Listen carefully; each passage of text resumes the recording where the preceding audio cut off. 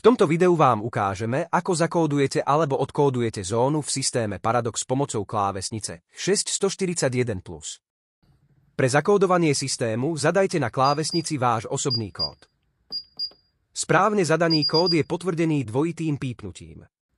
Systém zakódujete stlačením tlačidla ARM a výberom zóny, ktorú chcete chrániť. Pre zakódovanie všetkých zón stlačte 0. Spustí sa odchodový čas. Počas tejto doby opustite stráženú zónu. Odchodový čas bol nastavený správcom systému a je možné ho na žiadosť predĺžiť alebo skrátiť. Po uplynutí odchodového času budú zvolené zóny zastrážené.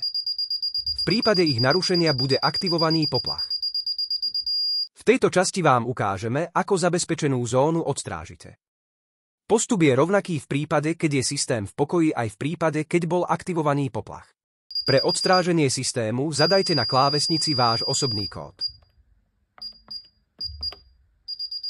Pomocou šípok môžete vybrať akciu, ktorú chcete vykonať.